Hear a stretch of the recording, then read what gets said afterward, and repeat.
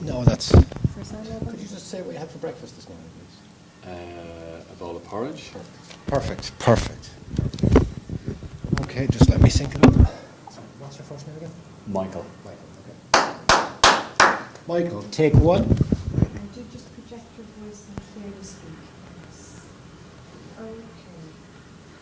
So, could you discuss with me the practical application of drama therapy skills in a professional theatre setting?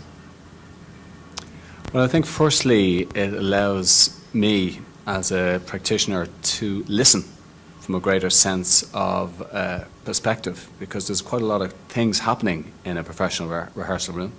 There's a lot of hierarchy, and there's a lot of different languages that are spoken, both verbal, physical, as well as semiological. So that's certainly one of the first things that has really helped me in professional theatre, is just to work with a wider group of people in a safer way, because that's certainly one thing I felt was really, really important as part of the drama therapy training, was just to learn how to listen with a greater sense of awareness to the company and to the story, the professional story that has to be told and shared with an audience. The second thing is just to be aware of the audience. I think certainly it's one thing that a lot of theatre practitioners sometimes forget is, would you believe, the importance of the audience. And I have learned by working both from clients through drama therapy and in a professional rehearsal room that our work is primarily for them. So the work of the actor is primarily and ultimately for an audience. It sounds simple, but again, I think in professional theatre it's quite regularly forgotten, because there's budgetary pressures, there's time pressures, the pressures of the scenario drive it in that way. It's very market orientated with only 4 weeks for rehearsal. So there's a lot to fit in a very short time. And it does take a director, that's a lot of the times what I do, or an actor when I'm not directing. It does take somebody with a variety of skills, and it's about being able to hold a group and handle a group and to share that story that the group is trying to share with an audience that's readable, that's enjoyable, that provokes, that caresses, all of the things that great theatre does. So I really feel that my work as a drama therapist really supports and makes that work even more brilliant, without, trying to put a word on it, but it just puts it into a place where I feel theatre needs to be, because theatre is about play, and a lot of drama therapy is play initially as a way to understand the shoes. We have to walk in the shoes of the client or the audience, and that's ultimately what the story, in my opinion, is about. So I really found the course helpful from that perspective, and I'd recommend it for everybody. Could you just tell me a bit more there about the emphasis on the audience? What are you hoping to achieve, and why are you thinking more about the audience? I'm hoping to achieve that sense of universality, that sense of, like, what is a story? Because, stories don't necessarily just are told in a linear form. They can be told in any form. The end first, work backwards, or start right in the middle, fragment it. So, yeah, the audience is certainly, it's not really, it might surprise you, but they're not top of the agenda when it comes to a professional theatre show.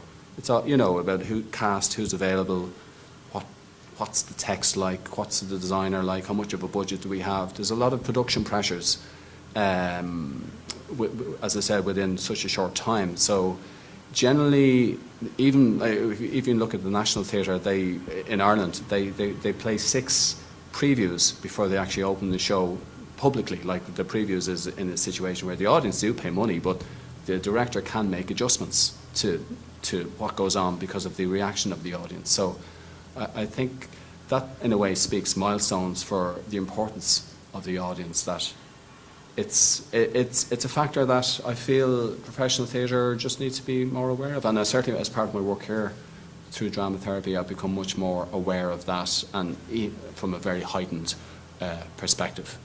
Would you say it's a therapeutic experience for the audience? Theatre, without any question, is a therapeutic experience. I find it, For the audience. yeah, for the audience, without any question. If it's done well, it is a therapeutic experience. I've found some pieces of theatre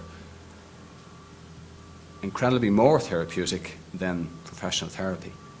So I think, yeah, there's like, I could name 10 pieces of theatre right now that I saw within the last 20 years that I can still see and still have an effect on me because of that line of communication between the players and the audience was broken. And that's how powerful theatre can be. It can change somebody's life. It can change the world. And like that's what Václav Havel believed, and I very much I'm on that plane. So I think that's what theatre is all about. Otherwise, it's just dead. And certainly by doing the course in drama therapy, it made me even more aware of that responsibility we have, again, to tell that story and inspire the audience to suspend time, suspend narration, suspend meaning, and now create a new sense of being. Thank you. Okay. Yeah. That makes Can we do it again? No, I'm joking. Yeah, that's grand. That's perfect. All right, that really is a wrap. There you go. Thanks so much. Not at all.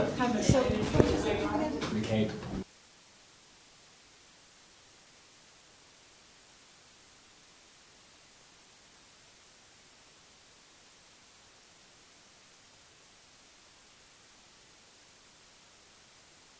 My name is Michael McCabe.